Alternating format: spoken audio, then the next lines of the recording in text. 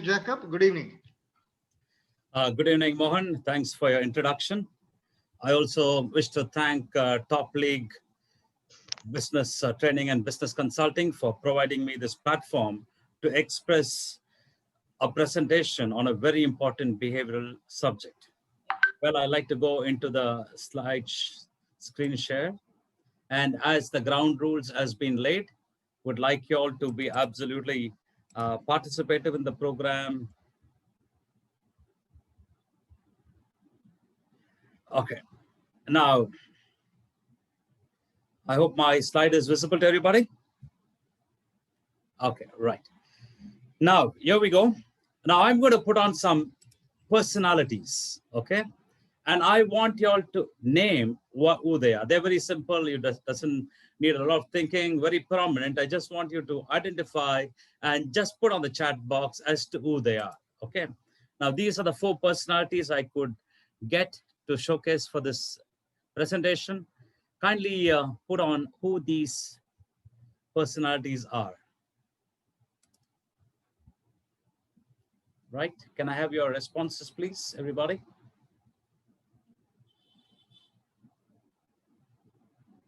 Yeah, who do you think these people are? Okay. I see Azim Premji there. Okay. Right, Ratan Tata.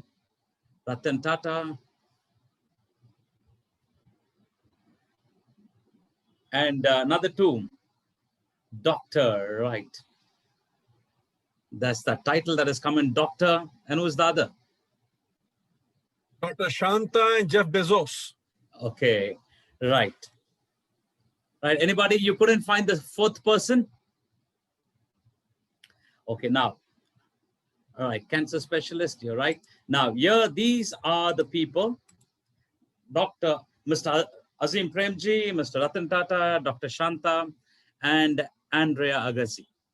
Now, I have put these people from various fields, okay, sports, business, and social. Now, having identified these people, what makes them great? What is something unique about these people? Can I have some chat response, please?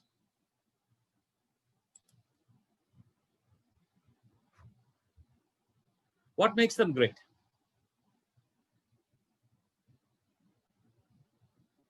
Right, okay. Right, okay. One is Amazon founder, selfless and dedicated, leadership, administration. Okay.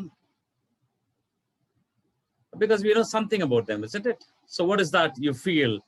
Okay, Ratan Tata, simplicity, okay.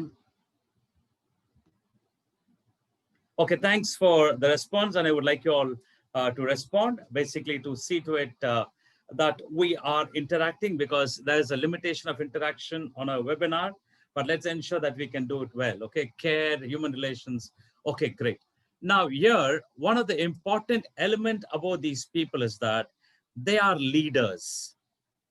And why they are leaders is that they are contributors. For instance, we know Mr. Azim Premji, the amount of money that he gives to philanthropy, Mr. Ratan Tata, and Dr. Shanta, selfless service that she got into cancer patient. Can you imagine what kind of trauma she would have gone through every day in her life, seeing people suffer, but she was a contributor. And Andrea Agassi is again known for supporting a lot of projects on social projects. So here we can say these people are leaders. Now, when you talk about leadership, we need to understand what is leadership and who is a leader.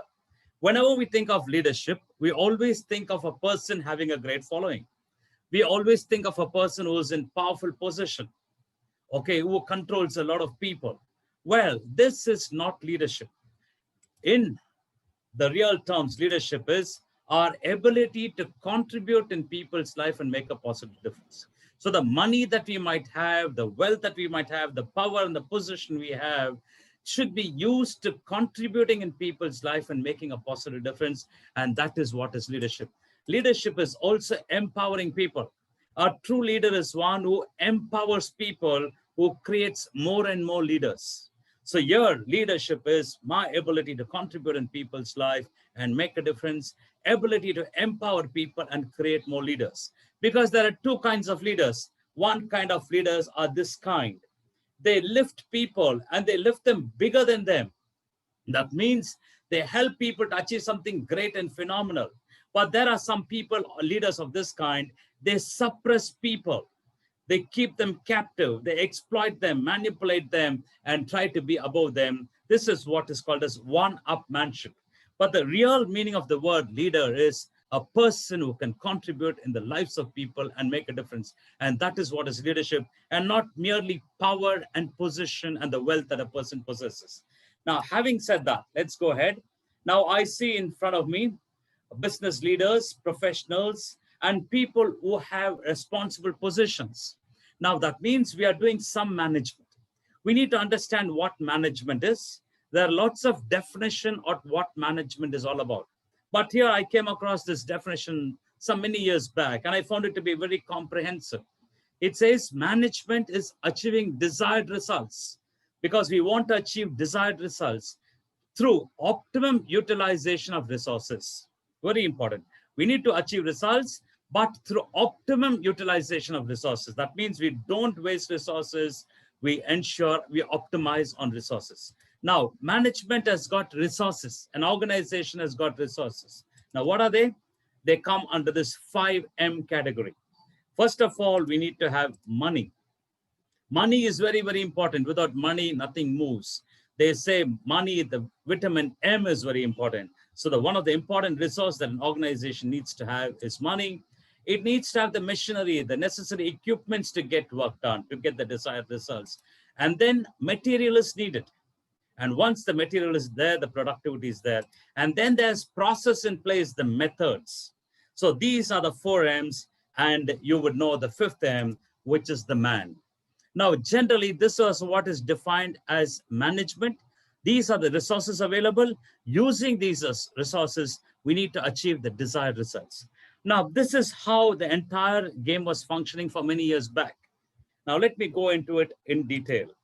Now, management science has evolved over a period of time. I'm sure you would know this person. Can anybody share who this person is? Or let me give you a tip. He is the father of scientific management. Anybody? Peter Drucker. Okay, right. He's the father of... Yeah, you can put on the chat and get yourself muted. He's the father of scientific management. Okay. The father of scientific management. Okay. Right. I would like you to mute your microphones, please. So here is F.W. Taylor. He is credited to be the father of scientific management. There are lots of people who did work on this, but here he created scientific management. In other words, he documented the process. He said how productivity and profitability can be got, how these resources can be aligned. So therefore, he set processes in place and he documented that knowledge. That's why it's science of management or scientific management. Till earlier, there were management happening. Great Wall was built, pyramid was built, so many things were done that needed management. But somebody had to document the process, and F.W. Taylor did it in the 19th century. But over a period of time, another person came in, probably in the 20th century, in the late 20th century. And he propounded the theory. And he was known as this person, as you all said earlier, this person is Peter Drucker. Now, Peter Drucker is the father of modern management. And it was more in the late 20th century that he got prominence. Now, the difference between scientific management and modern management is scientific management was keeping the 5 resources, human beings as a resource. For instance, we have a mission, we have material, we have car, we have got products, we have got material processes, and we have got people. So human beings are also considered as one of the resources. But it was Peter Drucker who said human beings are the core to an organization. So he did not bracket them as a resource. He brought out the human element and he said, if we can concentrate on people, and if we can develop people, and that is what will develop an organization. Very rightly said, organizations don't make profit It is people who make profits. For instance, the very word organization is derived from the word organic. Organic meaning life. And in the resources that we saw, all the other resources are lifeless, but human beings alone have got life and they can add value to an organization. So therefore, he brought out that human element and he said, human beings should not be treated as a resource. While every other thing can be managed, human beings have to be led. So therefore, he's credited to bringing out the human element, and therefore he was known as the father of modern management. And later on, in the 21st century, we came across another person, Mr. Ken Blanchard. He brought in this concept of situational leadership. He said leadership has to be situational. It has to be depending on the maturity of the person, on the behaviors of the people. So therefore, there's not a state jacket management theory. It's not about one rule fits all. Here he was talking about different strokes for different folks. For instance, in an organization, we might have entry-level people, we'll have middle management level people, or 5 years, we have got 15 years, 20 years. Now, each one has to be led accordingly. So therefore, situational leadership is handling people, leading people based on the maturity level. Today, a person might be highly motivated. There is a leadership needed. The same person can be demotivated over a period of time. That person also had to be dealt with the situation that he's going through rather than treat with one stick alone. So here, the situational leadership is about adapting to people, understanding people, their experience and the maturity and the behavior, and leading them and bringing them to a level of expectation. So therefore, Ken Blanchard brought in the situational leadership concept in the 21st century. And then going ahead, there was this person called Daniel Goleman. And Daniel Goleman is credited to bring about branding of a term called emotional intelligence. So here he was trying to say, when we are leading people, we have to lead people and not manage people. So people have got emotions. We need to understand the emotions and lead them accordingly. And then he brought in this concept of emotional intelligence, and he did a great work in that. So therefore, we see management science has evolved from the 5 M's, where men was also a resource, to the importance of people, because people play a very, very significant role in an organization, because people are the center of anything. And it is people who handle the money, people who handle the machinery, people who handle the material, and it's people who handle the method. So therefore, if people are given importance to, people are developed, then all these things can be developed, because people are not resources. They are human potential. They are human possibilities. So therefore, in an organization, it's very important that we learn how to understand people, because people have got emotions and it's dynamic and erratic. Understanding people's emotion and leading them is the great skill. So therefore, this webinar is titled Connecting with Your People. So therefore, the emphasis is on people. And right now, many programs are happening. It's all about leading people and managing things. So here, it's very important. We have got things. We have got the 4 M's. Now, things have to be used, but people have to be loved. The moment we try to reverse it, it doesn't work. For instance, love people, use things, the opposite never works. But what happens in today's world? We want a lot of things, profit, and therefore we use people so that we can get all those things that we love. And therefore, life is not complete and we are not able to get the desired results. But on the other hand, if we can take care of people, and if you can lead people, understand the emotions, and then you'll find people in turn will work and everything falls in place. For instance, we have a driver and we have a car. You love your car and you use your driver. You have a garden, we have a gardener. We love the garden and use the gardener. So therefore, there is always a people component in our life and management.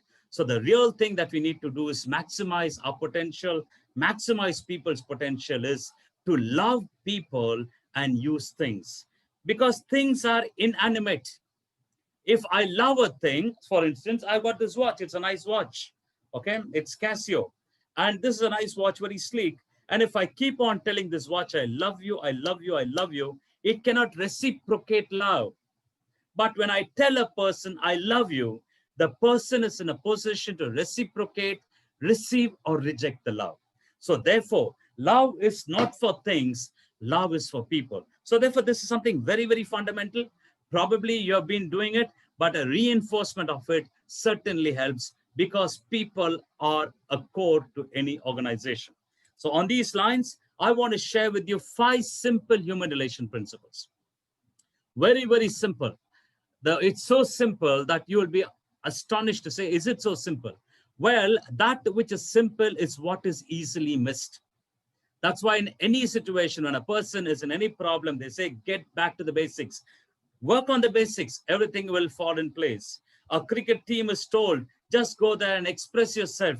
Do what the situation needs. And then you find you are able to maximize, everybody is able to maximize the potential. So therefore, I want to share with you 5 simple principles.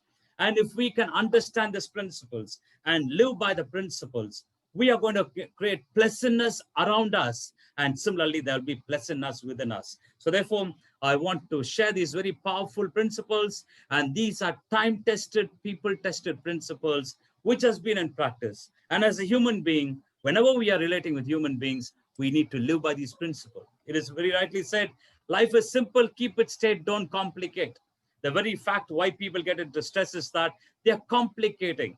So therefore, life is simple, keep it straight, don't complicate. So I'm going to avoid all the jargons and tell you those 5 principles. If we can understand these 5 principles and live by them, we can have a great relationship with people. So the people who probably are working against you or were not listening to you will listen to you because you got the human element inside you. For instance, let me share with you some situations. These are very, very common situations which you come across in your day-to-day life. Let's say you're in office and you see your colleague is working meticulously and producing astounding results, very dedicated to the work and produces great results. You would have come across a situation like that. You go to a restaurant and there the waiter serves joyously. Every time he comes and picks the order or goes around, there's so much of joy in that person. And then you come home and your spouse has prepared a delicious dish. Okay. And then your child comes running to your house with good grades and comes and shares with you the great grades. So these are situations which we come across in our life day to day. Now, having gone through these situations, the question I want to ask you is that what's that one principle that you live by in all these situations? Can you put on the chat box, please? What is that one principle which applies to all these situations? Just share. A person is working hard, meticulously, a waiter serving food joyously, spouse has created a beautiful dish, just child has got great grades. Okay, right. It says appreciation, gratitude, emotions. Okay, what else? Okay, appreciate, happy, passionate, loving for what they do, happiness. Okay, okay, acknowledge them, right? Doing the work effectively. So what will you do if they're doing the work effectively? Okay, gratification, you're filled with gratitude. Right, okay, so reciprocate expression. So thank you so much for your response. I really appreciate that. Now, let me go ahead. One of the important things that is very common over here, as you rightly said, you appreciate. You appreciate. For instance, you appreciate, as simple as that. And this is probably one thing we are taken for granted. We probably know the person has done a good job, but we just go ahead. You know, you got a good service from somebody. We just take it and you just go ahead. But it says appreciation is very, very important. Behavioral science says appreciation provides a person a springboard for success. When you appreciate somebody, they are recognized for a good trait, and then people grow from the platform of recognition.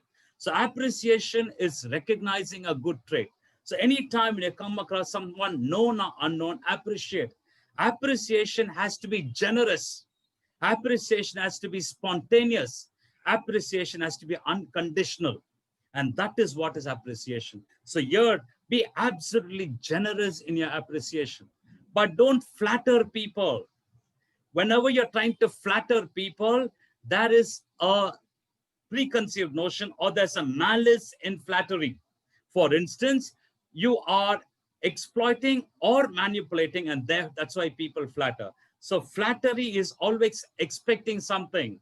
It's got a quid pro quo, meaning you want something in return. So therefore, appreciation is very important. Appreciate, and the moment you appreciate, not only are you providing the person a springboard, not only are you recognizing a great quality in a person, the quality of the appreciator's life also appreciates. The quality of the appreciator's life also appreciates. Now, here I'm using this term appreciates as in accounts. We say depreciation and appreciation. So every time when we are appreciating the very quality of our life. That means our very quality of our life is growing. So therefore, as an appreciator, we appreciate our life and we also provide a springboard for success, and you recognize something great in the person. So the first principle is that give honest, sincere appreciation. So here the principle says it's not about giving an appreciation, it's giving honest, sincere appreciation. If you can be specific to why you're appreciated, if you can be absolutely connected to the appreciation, and that is what is honest and sincere appreciation. So it's not flattery. So here, let's keep it in mind. Let's not think I need to appreciate, so I flatter people. You might flatter people, but flattery has got an ulterior motive of exploitation and manipulation. But appreciation is unconditional. You don't even wait for a thank you from the person because you felt the service was good and you appreciate it. You felt something, did something good, we appreciate it. That's why it is said, we human beings are like human automobile. We got two lights. One is a positive bulb and another is a negative bulb. For many people, this positive bulb has fused and they look at everybody from a negative bulb. And they try to find as to what they can find fault. They criticize, condemn, or complain. Giving feedback is absolutely fine because feedback is honest. You want a person to develop, that's fine. But when that feedback has got malice in it, that is what is condemning, criticizing, and complaining. So therefore, being negative, critical about a person and trying to find out some fault in a person is not going to help at all. For instance, if there is a person who's only talking negative, you wouldn't want to be with them. So similarly, if you're a person who's only talking negative, nobody's ever going to be with us. So therefore, it's very important that we break this negative bulb. Can I have everybody break your negative bulb? Put your left hand up and break it. Okay, right. Thank you so much, Mr. Narendra Naik. Okay, I like your participation. Okay, and now, okay, thank you, Nirmala Madam. Okay, these are the people I can see. So we are breaking the negative bulb, and now let's put on the positive bulb and look at people. And then you'll find there's enough to appreciate. There might be 10 qualities and one quality there is to appreciate and appreciate. So every time when you appreciate somebody very genuinely, let me tell you, you're expressing the pleasantness inside you and you're creating a pleasant environment outside you. So it looks very, very simple. And this is something, if we can really follow it up, and if it can be our nature, I tell you, it only reveals the pleasantness that we carry within ourselves. And then we are spreading the pleasantness all around because we appreciate expecting nothing whatsoever. So I'm looking at some appreciation at the end of the program, Mr. Narendra Naik. Okay, right. I'm building my presentation so that you can appreciate me. Don't worry, I'm just joking. Just to tell you, if you find something good, appreciate. It can be a person who is competing with you. Appreciate, because it only enhances and appreciates the quality of your own life. Okay, so this is principle one. Now here, I want to share with you yet another principle. As I see in front of me, I've got business leaders, I've got professionals, I've got people in the social level. And now you have people for whom you can get work done. Now, as a leader, you can use your authority and get work done, or you can motivate people and get work done. These are the two things that we can follow, because I've got people who are working for me. I can use my authority and get work done, or I can motivate a person and get work done. When you use your authority and get work done, you get the work done probably. But when you use motivation, you are enlisting willing cooperation of people and getting work done. When you're motivating people, you're transmitting the vision and the purpose of a work, and thereby you enlist the willing cooperation and get work done from them. For people who use their authority, for them, the management philosophy is making profits, breaking competition, and controlling people.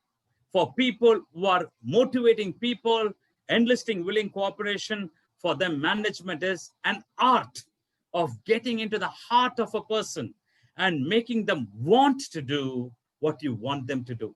So therefore, when we are motivating people, we are the beneficiary. At the end of the day, let me tell you, we are doing good, no doubt, because we are good within.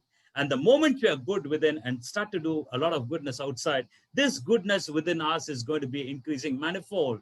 And this goodness is going to transmit, and we are certainly going to make the environment wherever we go to be very, very affable and peaceful. So therefore, people should want to do what you want them to do. It's not a rule. People should want to do. It's not a force. It's not coercion. There should be an absolute willingness in a person want to do what you want them to do. For example, let's say a father sees his teenage son smoking cigarette in a street corner, and then he meets him at the dinner table and looks at his son and said, I saw you smoking. Next time when I see you smoking, I'll break your bones for you. Do you think this person will quit smoking?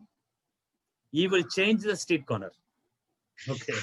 He will only change the street corner. But if the father really loves the son and he really cares for him, and he would inquire about his studies, about his games, about his various other activities, and then with the pain, he says, son, you know something, I saw you smoking. And you know something, every puff of that is taking away the vitality within you. So it's for your own good. If you can quit smoking, it's good for you. So what did the father do? Didn't use authority because it's not going to work, but motivate and make his son want to do what you want them to do.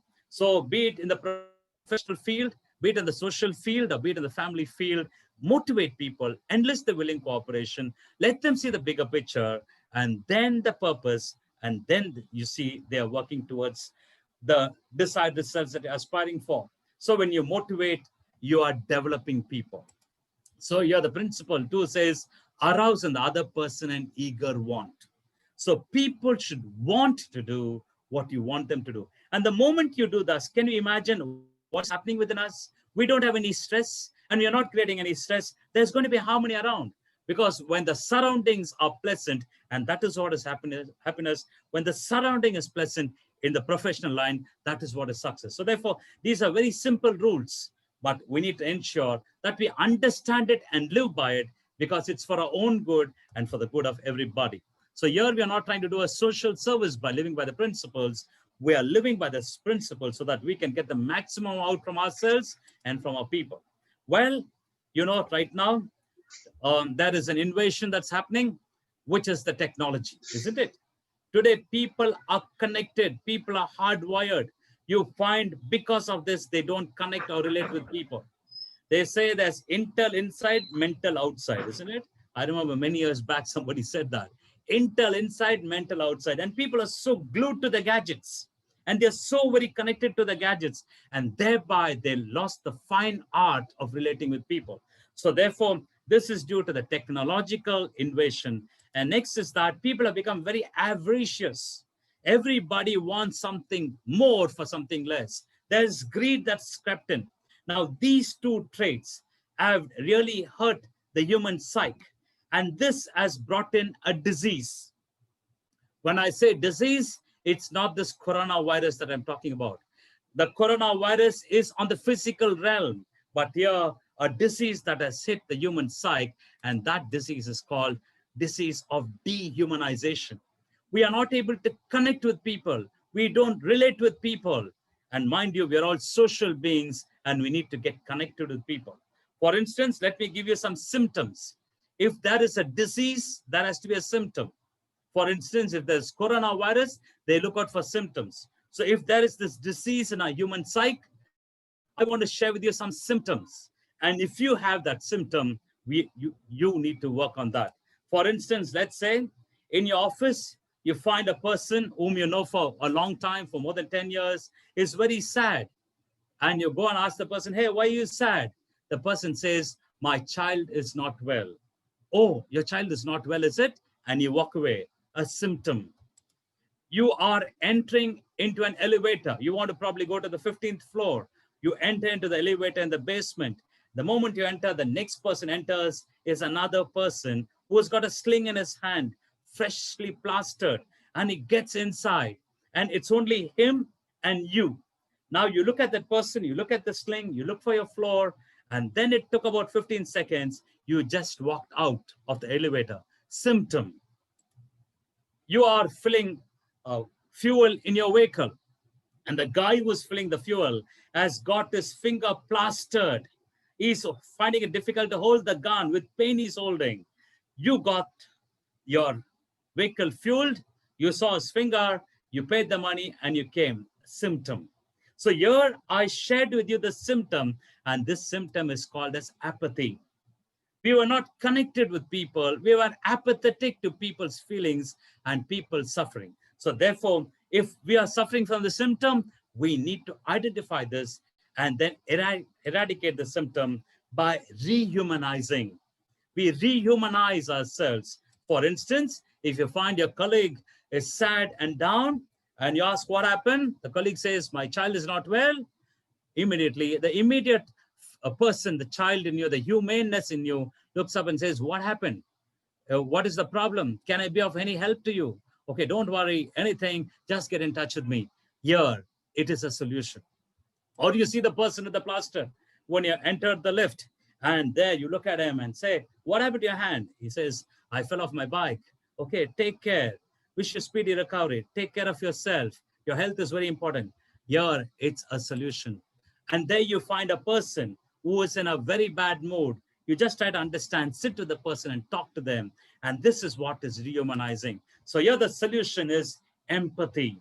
The moment we can empathize with people, we are rehumanizing ourselves. So it's very important for us to become genuinely interested in people. Be interested in people because they are people, that's it. We are fellow human beings. A person is going through an emotional state. And now we are empathizing with that person because we are genuinely interested in the person. Not interested because I can get something from this interaction. I'm interested because a fellow human being has got this issue and I want to be of some solace, some help. And that one thought is good enough. Whether you're going to get down to help is another thing, because empathy is just not feelings. Empathy is feelings put into action. Sympathy is you feel for everybody. You feel for the people who are dying. You feel for the people who die in the accident. It's sympathy. But empathy is what is that I can do to ensure that people are peaceful, people are accident-free. So therefore, empathy is feelings put into action. So the third principle is become genuinely interested in people because they are people. Well, I've come into three principles now, and I'm getting into the fourth principle. I'm sure you would be knowing this person. Can anybody guess as to the image of this person that I'm shared with you? You don't have to be right. You don't have to know it, but just asking you, because I've done some research, so I know it. Anybody taking a call on this?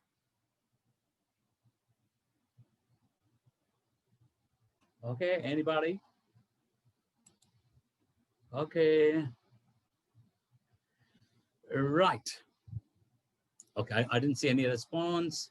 Okay, so I get your point. Now, this person is Dr. Viktor Frankl. Now, here he lived through the First World War and the Second World War. He was a Jew, and there was this Nazi concentration camp. Probably if you read Stephen Covey, he's written a lot about this person on the 7 Habits of Highly Effective People. Probably that's the first time I came to know about this person, an amazing person. Now, he lost his father and mother in the gas chamber. He lost his wife, and he was almost on the point of death, but he held himself. And then he helped a lot of people who wanted to commit suicide. He really worked on them and helped people to reclaim their life and live their life. It seems there was a call from a lady, and this lady said, I'm depressed, I want to commit suicide. Viktor Frankl, an empathy person that he is, he was not only feeling, but he put that feeling into action, which he has done for many people and brought them out from this depression. So he told that lady, just hold on. Don't do that. Don't commit suicide. What's the matter? And this lady went about talking for 2 hours, all the trauma that she's going through. And Viktor Frankl just listened to her, then lost a track of her. And then probably after a few days, a few months, he wanted to locate where she is to find how she's doing. And then he saw her, met her, and then she was happy and living a life. So Dr. Viktor Frankl asked her, now, what is that one thing that I told you which changed your mind from committing suicide? She said, you said nothing, but you are the only person who listened to me for 2 hours. And that made me to change the decision of ending my life. So here, Viktor Frankl did nothing whatsoever. He was only listening. So therefore, there are people who will come to us with problems. There are people who want to share certain moment of their life. Now, at that time, it's very, very important to give in our ears and listen. Listening is a very important skill. Here, I listen not with apathy. Here, I listen with empathy. I connect myself with that person. And this listening is very, very important. So generally what we do, a person comes to us with problem, shares the problem, and we start talking about our problem. Now the person goes back not only with her problem, but also with your problem.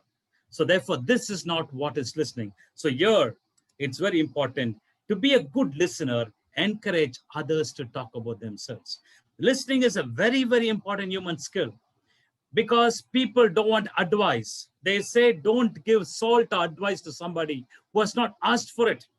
So here people are not listening, wanting advice because we are not competent enough to give advice because we don't know the full story. We don't know the major part of the story. Without knowing that story, if we are giving advice, it's very premature. So here the principle says, be a good listener, encourage others to talk about themselves. And then the moment they talk about themselves, listen to them. Here listening is not only to people, what they say, even listening to the nature, just being silent, because the very word listen, L-I-S-T-E-N, has got another word embedded in it. And that word, if you double the letters, it says silent. So when you're listening, you silent yourself. It's not only you're not talking, you're not even thinking, but glued to the person from your emotional level and from the core of your being. And then you provide a person a space. That's why in India or Tamil Nadu, we have got a organization called Sneha. Every time there's a suicide happening, and then the article comes in and there's a phone number given for any of your problem, kindly contact us. Because today, you know, we are so very busy because of our lifestyle, technological innovation, that we don't have time to listen to people. So be a good listener and encourage others to talk about themselves. And then when your turn comes to talk, don't talk about yourself and your achievement, but instead it says, talk in terms of the other person's interest. After having listened to so much about the person, after having to understand so much about that person, now when your time comes to talk, talk in terms of the other person's interest. And then you find you are providing the person a space and you're connecting with that person, because being a good listener and encouraging others to talk about themselves is very, very important, a principle, a human relation principles. Well, here we have a situation. For instance, we are human beings and there is functional status. Functionally, we might be different, but as human beings, you're one and the same. Human beings and functional status. But the sad thing is that people equate human dignity with functional status. We refer people as gardener, watchman, driver, waiter, and we try to refer people to the functional status. Equating human dignity with a functional status is a sin, or should I say it's a crime. That means everybody are human beings. Functionally, we are different. Functionally, we have got different roles to play. But as human beings, you're one and the same. So even though there can be a functional difference, it's very important for us to understand the human element in the person and get work done. So therefore, the moment we try to refer to a person as a waiter, gardener, the person will come and relate with you, but not be very happy. But instead, if you get the name and address them by the name, it makes a lot of difference. So when you go to a restaurant, you find there's a person's name there. If he doesn't have a name card with him, ask him what's his name, and then relate to the person with the name. There's a watchman. Instead of calling him watchman, he's got a name. You can relate with the name. Or you can call Ayya, Sir, Dada. These are simple things which makes us to understand there's a human element in that person, though a person is functionally different. So it says everybody has got an invisible sign that's hanging around the neck.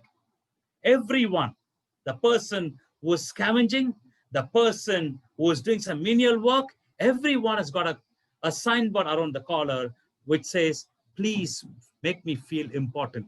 So the moment we can understand this human element and relate with them, it makes all the difference, because people want to be connected as a human being and not equating human dignity with functional status. So the principle 5 says, make the other person feel important and do it sincerely. Okay, make the other person feel important and do it sincerely. The moment we are doing this, then we find we are relating with a human being. Though we are getting a functional work done, we are identifying the human element in that person. For instance, I'm doing a construction in my place, and there me and my son were watching, and this guy, a laborer who came in, he told my son, can you take that? Now I was just thinking he's asking for a cloth or a small paper. He was trying to tell my son to lift a pack of 5 vitrified tiles. I tell you, it's very difficult to lift. And this guy was saying he's a laborer. Now I was just wondering, I was shocked, and I just saw him. The other 2 people came and said, shouted at him and says, how can he lift? No, he was standing there. So I just asked him, friends, here I was only amused. I didn't shout at that person. I was just thinking this person is an ignorant person. It wouldn't have taken me a long time to pull up that guy. But for me at that moment, I understood this person is from the ignorance. He told my son to take it. So therefore, I respected the human in him, though he was doing the work that he's doing. So here, respecting human dignity is very, very important. So friends, ladies and gentlemen, I shared with you 5 simple human relation principles. They are very, very simple, just living by them, giving honest, sincere appreciation, arousing in the other person an eager want, become genuinely interested in other people, be a good listener and encourage others to talk about themselves, and make the other person feel important and do it sincerely. You will be able to connect with people from the emotional level. You'll be able to connect with people from the human level. You'll be able to connect with people from the core of your being to the core of their brain. And then you find there is a pleasantness that you're spreading all around. So it makes your life easy, it makes my life easy, and makes people who are working around us life easy. So therefore, these are very simple principles, but very, very powerful principles. These are time-tested principles where people have gone through training programs, where we have drilled these principles. Totally about 56 principles are there. They live by it. And the moment they live by it, they're able to get the emotions under control. And the moment they're able to direct the emotions, they're able to maintain a stability and also ensure people are stable and get work done from them, motivating them and getting work done from them. So these are 5 simple principles. Now, I'm sure you people would have been a recipient to this principle, isn't it? Mr. Nayak, I'm sure you, any one of these 5 principles, you have been a recipient to it. Somebody did it on you, the 5 principles, and it had an impact in your life. So I want to use this time right now to ask few of y'all to share an incident from your life on any one of those 5 principles. You don't have to tell all the 5. Any one of those 5 principles and the impact it had on your life. Okay? So I want you to share, and probably you can take about 2 minutes, 120 seconds to share. Okay? Yeah, yes, sir. Whoever wants to share, you can unmute and share. The time given to you is 2 minutes time. Share an incident from any one of those 5 principles where somebody lived by and it impacted your life. Can I have you sharing? Anybody? Yes, Mr. Can I? Narendra Nayak. Yeah, Yeah, yeah. please, sir. I used to work in a HMT watch factory at Tumkur. So I was new to the work condition, and I was made in charge of installing injection molding machine. So I was into that. So I finished the work, and then I found one part of the ejection system, it was not working. So I started looking into it. It was a brand new machine which had come from Germany. Mission was from Germany, but that ejection system was additionally fixed by Japanese. So both were incorporated together. So there were some wiring alterations were done. So I am an electrician, so I was looking for a remedy. So after 2 days of struggle, I could find one relay, that's the static relay, that was hidden in the raceway of the wiring. So I took it out and I found that relay was not working. So when I took the problem to my boss, he just he saw the diagram, everything. Then he said, if you can work to this detail, you will survive anywhere in the world. Okay. So that one appreciation I got really boosted my morale, and I worked better there. That Right. is one thing. Thank you, Mr. Narendra Nayak. Can we give him a big applause? Thank you so much for sharing. And can you imagine that manager of yours was able to pinpoint and appreciate something, right? And that really boosted you. And Yeah, then it really, you recognize something good in you and it bring him a springboard and you're able to do much more, isn't it? So therefore, exactly. simple word of appreciation. That man could have Exactly. been indifferent. He could have probably said, oh, is it so? Okay, fine. But Yeah, he ensured that he went through the details and he appreciated you. Till date, you're not forgotten it. How many years has yeah. it happened since? It is about 25 years back. Okay. It will never go away from a memory It because will never go. It yeah, will they never go. say people forget what you said and did, but people will never forget how you made them feel. So Yeah. therefore, we can be tough on people, but the toughness with what intention is very important. Thank you, Mr. Nayak, for sharing. And now Yes. we have got close to 50 odd people in the meeting. Now, for everyone else, you're practicing one principle. What is that? When Mr. Nayak was sharing, everybody had an opportunity to practice one principle. What is that? Appreciate.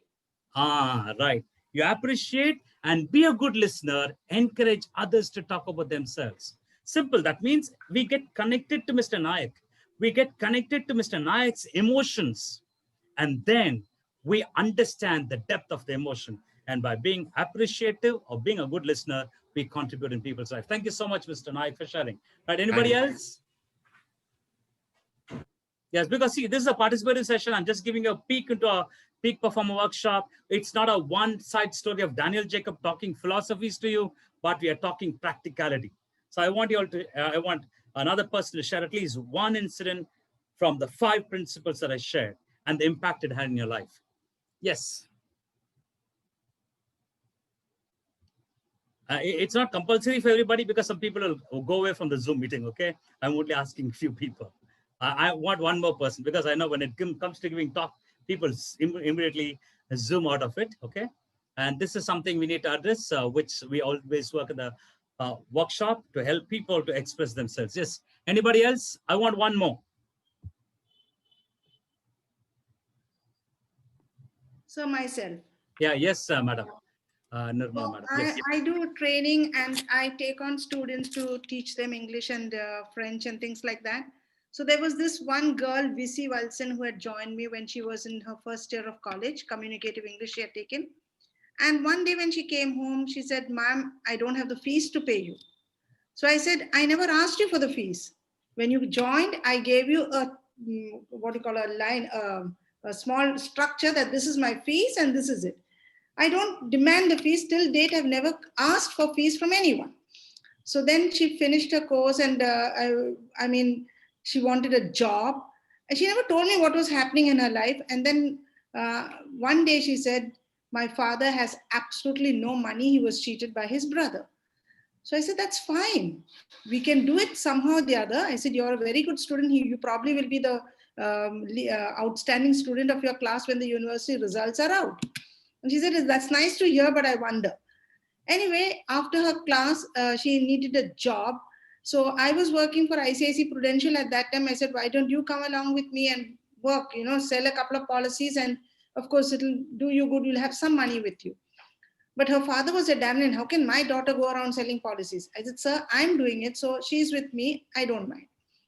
Anyway, to cut a long story short, between me and her, we did some things. And then with my contacts, I got her a job in Nirmala College at Alvey. So the day she had to go, a few days before, she came here and crying. She said, the last bangle I had, I sold off because I needed to buy the accessories like buckets and things like that. I didn't say anything. I took out one bangle from my hand. I had just two on my hand. I took out and gave her. I said, go. I've got one bangle. Go sell this and good. Ma'am, you're going to give me that? I said, well, money is to help people. It's not to hoard. And it's not going to do great on my hand. And believe me, today, she's an enterprising journalist on Herald in Bangalore. She bought a 1 BHK by herself. And when her father had a bypass to be done, she's the one who funded him and took him to Bangalore and did it, So, and she would pluck the moon and give me if I asked her. But the appreciation, the way she talks about it, that's much more than any money in this world can buy. Fantastic. So I'm glad I touched her life, like I've touched several other ladies' lives. So I'm happy God has given me a touching factor, and that's it. Right. Fantastic. Thank you so Great, much. ma'am. Great, ma'am. Can we Great go applause to you, ma'am. Oh, wow. Great applause to you. That's really nice. Can I Yeah. add one? Yes, sir. Please go ahead. I'm Sridhar. Yes, please go ahead. Can you hear me? Yeah, I can go ahead. Yeah, I must congratulate you for the excellent presentation you have made on all the 5 important principles. Yeah, when I look back my career, I'm from pharma industry. I'm 22 years back, one of my bosses, he gave me pin-up position again, the book written by Anthony Robbins, Awaken the Giant from Within. Actually, that would say it changed my entire life, how the way I looked at life like that. Of course, I had my own set of principles and other things, which I continue to value. That is another matter. But that helped me to look at another area, another facet of life even. So that even now I'm grateful. If you're talking about, attitude of gratitude, if you're talking, then I must say with gratitude, I must look back with that gentleman who probably gave me an eye-opener, which of course made me now post-retirement, I'm a freelance trainer. Having said all the things, I'm able to correlate, of course, all the 5 points. More so the point number 4, listen to others. That's what you said. No, be a good listener and encourage people to talk about themselves. Of course, you are, very good enough to refer 7 Habits of Highly Effective People, especially when you're referring to Viktor Frankl about psychology and other things. Anyway, the habit number 5 is seek first to understand and then to be understood. That's what probably you are also trying to elaborate. But congratulations, sir. Good information, great energy. Keep going. Thank you. Thank you so much, Mr. Sridhar. So it's nice that Mr. Sridhar couldn't forget that manager who gave him that book, Awaken the Giant in You, okay, from Anthony Robbins. I think something, probably you're not known that person. Probably you might not meet him again, but the kind words and act that we do can never be erased. As I told you, people forget what you said and what you did, but people never forget how you made them feel. So it's really nice, Mr. Sridhar, for thinking of that person who was very much interested in you and made a lot of difference. Now, coming to Madam Nirmala, it was so nice of you. Here, Madam Nirmala lived by a principle, become genuinely interested in other people, right? You are not trying to tell her, go and get the fee and come somehow get me the fee. But you said, just go ahead, don't worry about it. And you inputted knowledge in her. You inputted value in her. You have contributed in her life. And I'm sure she's going to think of Nirmala, madam, though you never did this act that she should think of you. And I'm sure you have created many, many Nirmalas through her. And I'm sure she's going to reciprocate. So goodness will always multiply. We say when bad is multiplying so fast, goodness has to multiply. So it's really wonderful, Mr. Sridhar, Mr. Nayak, and Nirmala ma'am for your sharing. It's really wonderful because here in the session, it's not about me talking about a principle. If it doesn't have any application, it's a philosophy. But when a principle has got application, and that is what is practicality. So friends, and now I asked you to share something which somebody did. Now I want to have two people to share a fact, a situation in your life where you lived by the principle and the impact that you created, where you lived by any one of those five principles. Earlier you said how you received from those five principles. Now I want you all to share, any two of you all to come and share with me how you lived by these, any one of these five principles and the impact it had on the other person. Now, Nirmala madam has already said that she lived by a principle of become genuinely interested in other people and the impact it has created on others. So I want you all to share one incident where you lived by it. I want somebody who has never spoken in a Zoom platform to speak. Because I see some people who are very regular, but don't express themselves. Okay, can I have somebody? It's not a compulsion, it's an option. Is there anybody who can? It's for the good of the other. It is to see how practical what we are talking is. Anybody? Or should I name you? Right. Okay, don't worry, I'll not name you so that you don't run away. Okay. Yes, yes, sir. Anybody wants to share? Mr. Viramani, you would like to share? Yeah, good evening. Jacob, excellent presentation. I can really see the sense and I can really see the intensity in which you try to influence people. Would like to thank the Top League team at this point in time for their selfless effort and the team per se. Okay. The thing is that the five principles are a holistic principle, I would say. And it has gone to the roots of how to motivate people essentially. So that one I can really understand. Yeah, And can you tell me one incident? one incident is that I normally appreciate people no matter what, whether I get in something in return or don't get in return. And that appreciation is not reciprocated by that person per se, but somebody else whom I don't know will come in my life at certain point in time, and it will be in a different form. So what I understood in this last 10 years is that what goes around comes around. So no matter what, at that point in time, if you are very true to yourself and act on that emotional intelligence basis, definitely it will roll up somewhere. It's like a bank account where in which you don't deposit cash, but you just deposit humanity. Once you deposit humanity, it comes in multiples. That one I've realized not once, not twice, n number of times. I really lost count of it. So that has become not as a habit, it has become a trait for myself. That much I would say. And I would definitely say this platform is increasing the intensity when I listen to top leaders speaking on something like that. It really increases, yeah, what we are doing is right. Because you need an affirmation for whatever you do, as you rightly said, appreciation. Even though we don't get appreciation from the people to whom we did, but it comes from some other people whom I have never met in my life. But suddenly they will give me a call one day morning and then say, hey, I'm looking for this or something like that. So with that, I took more than 2 minutes. So I really wanted to thank for the wonderful sharing. And from the way you present it, I can really sense that you're world class. That much I can let you know. And you've got a lot of things to do, essentially. That much I can I can pray to Lord Jesus on this. And thank you so much. Have a nice day. Bye-bye. Thank you, Viramani, for your appreciation and for your feeling. I know it's on a sincere appreciation, and people appreciate, we know whether it's a flattery or appreciation. And I could sense, because being in the field of behavioral science for 3 decades, we can certainly sense people. So therefore, thank you so much for your appreciation. And also, as you rightly said, what you put is what you get. Okay, as somebody put it, there's something called as emotional bank account. Every time when you do something good to somebody, okay, you are only increasing the emotional bank account.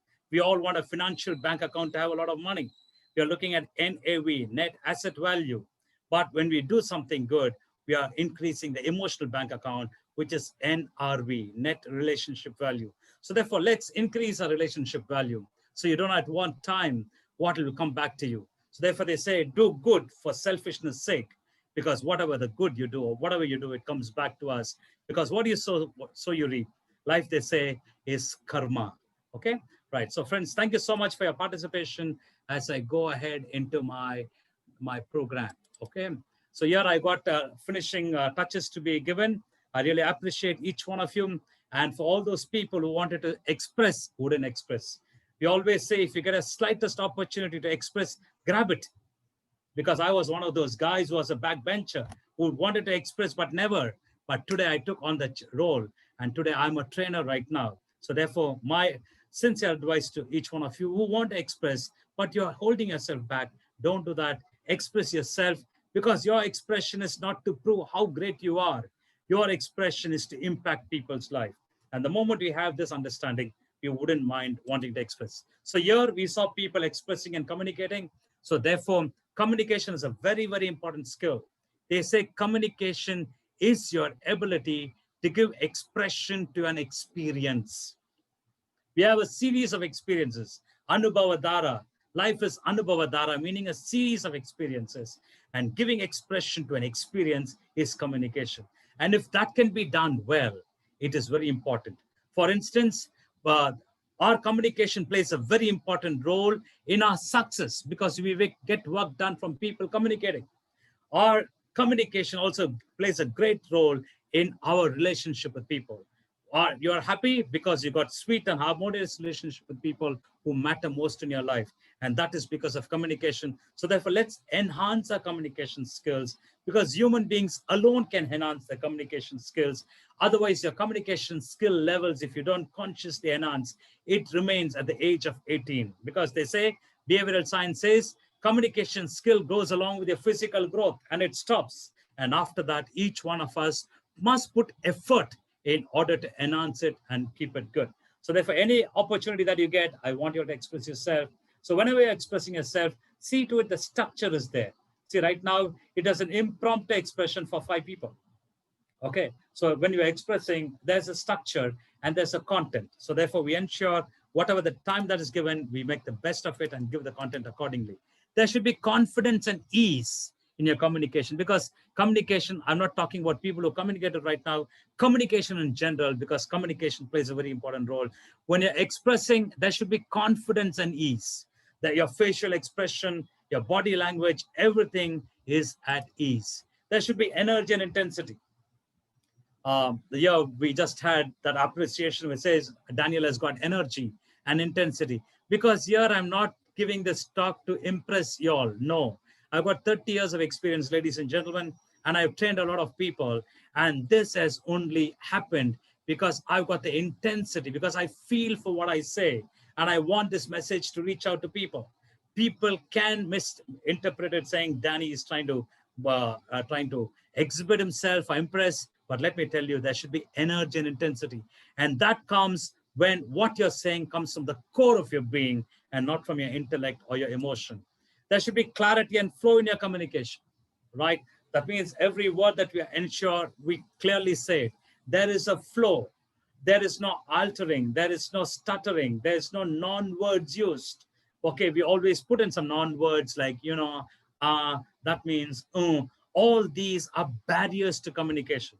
So let there be clarity in your communication. Whatever we might talk, let it be clear, be it whatever language, be it one-on-one or one in a Zoom and one in a many in a public speaking. Let there be clarity. Every word that we speak brings out the intensity, and there's a flow and time.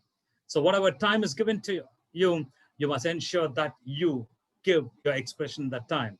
We say you might have the world of time to communicate, but the world does not have the time to receive your communication. So I've been given a time over here in this webinar, and I'll ensure that I make my presentation. When I created this presentation, I kept the time in mind when I was doing it. So therefore, these are processes for effective articulation. And as human beings, we can communicate. As professional, as business leaders, we communicate and get work done. And when this communication has got this structure and laced with good intention, it's certainly going to give a lot of impact.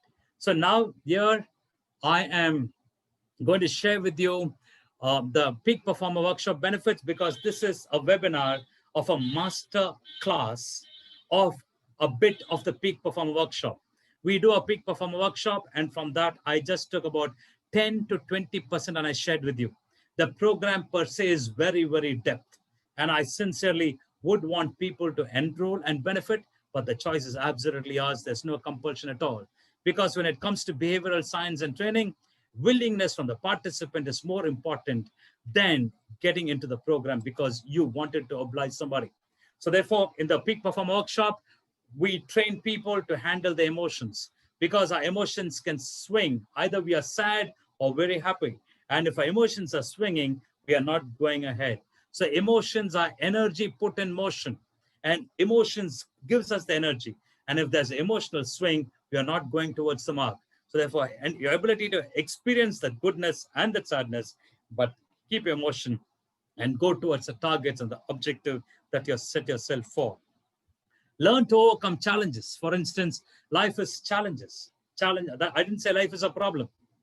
I put challenges. The difference between a problem and a challenge is that problem is the situation is overwhelming and you don't know what to do. But here, challenges, there is a situation which looks overwhelming, but I know I've got the capability to go through it. I've got the resources to go through it. And I can tell you the resource that we have is not the money and the machinery that I'm talking about. The resources are body, mind, intellect, our energies that we have. If you can channelize all this energy, there's no hurdle too big or no problem too big. So therefore, ability to face challenges and become stronger. They say when the going gets tough, the tough gets going. They say winners never quit and quitters never win. So we'll have challenges in life, and challenges are designed. They say life is designed to create you, to create me. So let's go through the process of life. We don't know what lies ahead of us, but let's understand we make ourselves strong and go through tough situations. So develop relationship, very, very important. Relationship with yourself, relationship with people, and your ability to handle things is what we also train in this program. So Peak Perform Workshop is not a webinar where I stand and talk. Peak Perform Workshop is a doing session. Okay, here it's just not about sitting there and listening to Daniel Jacob. It's about you getting some inputs, practicing it, and coming and giving your feedback. And thereby we ensure we handhold you for you to experience the impact of the program itself. Exit your comfort zone. Many of us, we don't grow because we are comfortable in our comfort zone. For instance, simple, I just wanted people to share, and some of y'all just didn't want to get out of your comfort zone. I'm not talking about everybody. I'm just assuming. But if you can take the challenge up and then express yourself, you exit out of your comfort zone. The moment you get out of your comfort zone, you'll feel uncomfortable. Then over a period of time, you acquire the knowledge, skill, and the attitude, and then it becomes a learning zone, and that learning zone is a growth zone. So therefore, very, very important to exit your comfort zone and keep growing. In this top league, there is a forum that is created where it gives presenters an opportunity to present. And there are people who exit the comfort zone, take the lead, and make the presentation. So therefore, let's exit our comfort zone, understand fears and insecurity, and overcome them. So therefore, there are fears, there are insecurities. Not understanding them, we can never overcome them. But understanding our fears and insecurity, we'll be able to overcome them. So the Peak Performer Workshop details, totally there are 8 sessions, live online sessions spread over 3 weeks' time. Each session is for a maximum duration of 2 hours. And delivery methodology, we have got live online session training and offline training. Live online is Daniel Jacob, the core trainer is there. And offline, I give you certain practices for you to do. And then you practice. And offline, we have got trainers who go through a video and they train you. And they get you set for the online. And when you come for the online, I spend time in training you and not in helping you to prepare and practice. That you do, and here in the program, you just fire, you're on it. So like that, online, offline, online, offline. So effectively, it is just not 8 live online session. It's a 3-week program, okay? Now, why are we saying 3 weeks? Because anything that you need to experience transformation cannot happen on a 1-day, 1-hour program. That you can be a behavioral change there, but something great to happen, you must ensure that you go through a process where you're handheld and then you experience transformation. When we say transformation is, you transcend all the limiting formation and experience the human potential that we have.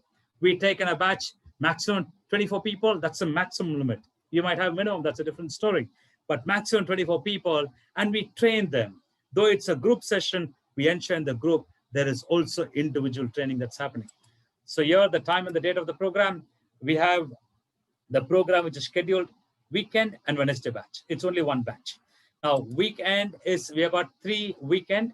That means if we start the program on 26th, okay, the dates of the program, we start the program on 23rd and 24th, that is the weekend. In the weekend, the program is in the afternoon, 2 p.m. to 4 p.m. And then the next session is on a Wednesday, which is a weekday, that is evening 7 p.m. to 9 p.m. So like that, we have got 3 weekends and 2 Wednesdays. And you go through the process from 23rd to 7th of February, you get into the program, and there are people who experience transformation in this program. Okay, we have, this is the 11th batch that we are going to train. Till now, we have trained about 150 odd people. And I can tell you as a trainer who had been with them in this journey, they have experienced some behavioral change in them. They experienced transformation, and they are no more what they were when they joined the program. Okay, so this is how the dates of the program is. And people who meet the standards set in the program are given a certificate signed by Daniel Jacob. As Mohan said, I'm the only accredited trainer of Milk Training Foundation, and I certify people who have met the standards. And if you can have this certificate with you, and if it can be part of your biodata, you'll always feel great to say, I've done a peak perform workshop conducted by Daniel Jacob and Milk Training Foundation. Well, this will be adorning a mantelpiece in your showcase. You look at it every time, it reminds you of the intensive training program that you went in. Look back, and when sometime you're down, look at the certificate and say, man, I am a person who was a peak performer.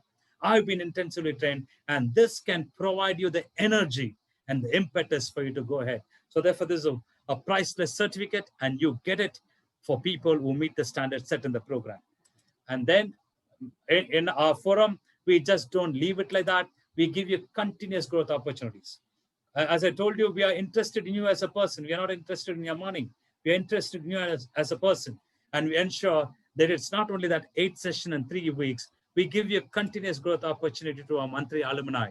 We have got a monthly alumni meet. We have got 5 chapters, Chennai, Mumbai, Bangalore, Pune, and Kolkata, because that's where we led our classroom session. And our training program is operating there. And we have got alumni in those places. But right now, due to pandemic, we've got live online alumni only, and you get an invite to all these meetings where you are a member of the forum. So therefore, you participate and grow, and you get connected with a community of people, and you sharpen yourself. For instance, why an MBA in Harvard is great, why an MBA at Stanford is great. It's not the institution. It's not the 2 years. It's the community that is developed, the alumni they developed. And they meet every time, once in a month, and they probably have a get together, and each one connects with each other, and they keep growing. So therefore, there's a community that is created of leaders who will contribute in your life. Here, the community of leaders, they not wait for WIIFM, what's in it for me, but they are always looking out to make a difference in people's life, because this is a forum of leaders. And leader, as I told you, is your ability to contribute in people's life and make a difference. Then we have a biannual convention that happens once in 2 years. 2021, in the month of December, we have a convention happening in Leela on 25th of December, a 3-day affair called Harmony 21, where we'll have people from across the country, now across the globe, converge into a place for a 3-day of intensive activity, intensive growth input. So therefore, you are getting into a system which handholds you, and you can certainly benefit out of it. So we are also socially conscious. It's not about I developing myself, you developing yourself, but we need to do something.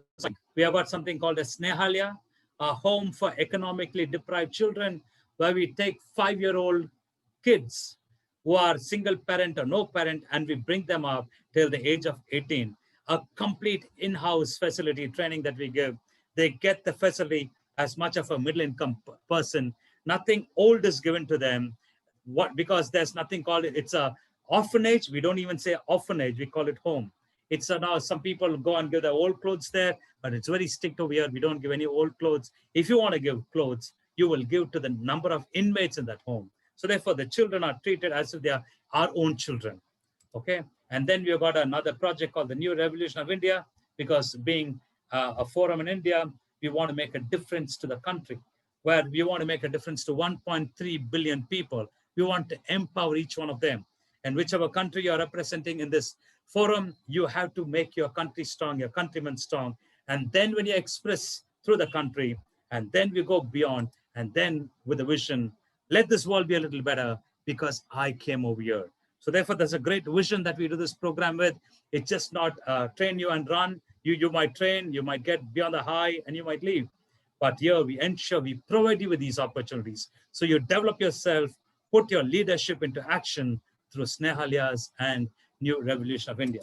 Now the investment is something you would like to know how much it is. I didn't say a course fee, I called it investment, because we say invest in yourself and make yourself an asset rather than investing in assets for yourself. In 1988, I was a very shy, timid person. Nobody ever believes when I say I couldn't talk in public. But this is Daniel Jacob. If at all you meet some of my classmates, they say, I mean, they talk in Tamil, they say, how did you develop this much, man? So nobody would ever believe me right now that I couldn't talk on stage. Yes, but at that point in time, 1988, I did a training program, 2,500 rupees. My entire 3 years of college education was not that much. When I asked my parents, they said, are you mad? But friends, I begged, borrowed, I didn't steal. And I put it, and I tell you, that's one of the best investment that I made on myself. So I urge you, as your friend, invest in yourself and make yourself an asset rather than investing in assets for yourself, because you are the best investment to face situations of all kinds. So here, what is the investment? The investment is, it is 30,000 rupees when you're doing a classroom training, Indian rupee. Okay, when I was doing a classroom training, we were charging for 14 sessions, 30,000 rupees. And now being an online program, which is as effective as a classroom training. Because people are done my program in classroom, they came into the online training and they say, Danny, we don't see any difference between a classroom and online. We see the same intensity. So therefore, this online program will cost you 8,000 Indian rupees. And I can tell you, ladies and gentlemen, this is one of the best investments that you can make in yourself. Because here, I'm interested in people. And I can tell you today, I've got the module with me. I've got 30 years of experience. And today, for somebody to come and deliver a module of this kind, it takes time, because 30 years I've dedicated, followed this passion as my profession. And today I'm able to contribute and make a difference in people's life. I look forward to contributing in your life. And with your support, we can make great things happen. So the investment that you're going to do is 8,000 rupees. So now you'll be given the link.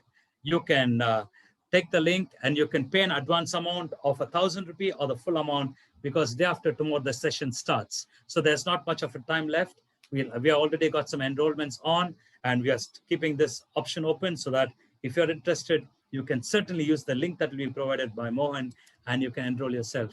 These are our contact numbers. You can always stay in touch with us. You're also given your contact number.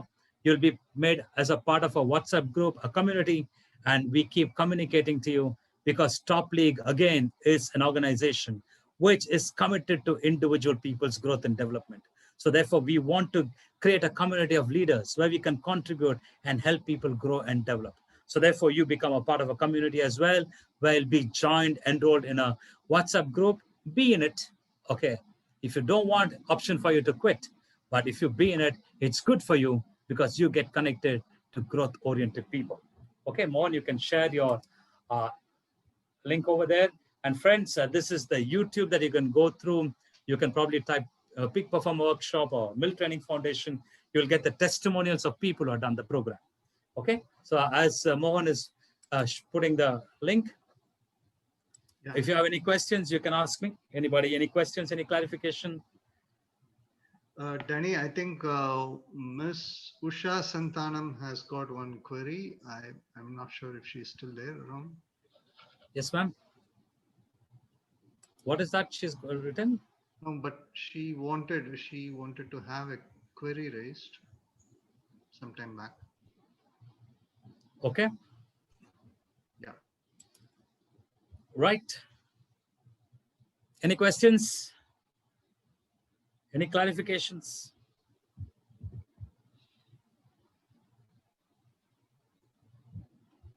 Yes, Usha, madam, you're there. Thanks, Sambit, Mr. Sambit Datta. Ma'am, you had a question, Usha, ma'am.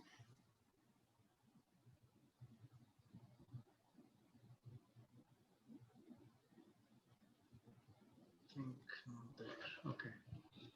Mr. Danny, I think I would also like to invite Mr. Arun Subramaniam to share a few words and thoughts. Okay, right, Sridhar. Okay. Okay, right, Mr. Over to you. Thank you, Mr. Daniel. It was a wonderful program. You know, it was very, very touching. I'm sure your masterclass will be very useful to everyone. Thank you. Thank you for using our Top League platform for reaching out to all the people. And incidentally, you see, we have a number of programs coming up in Top League.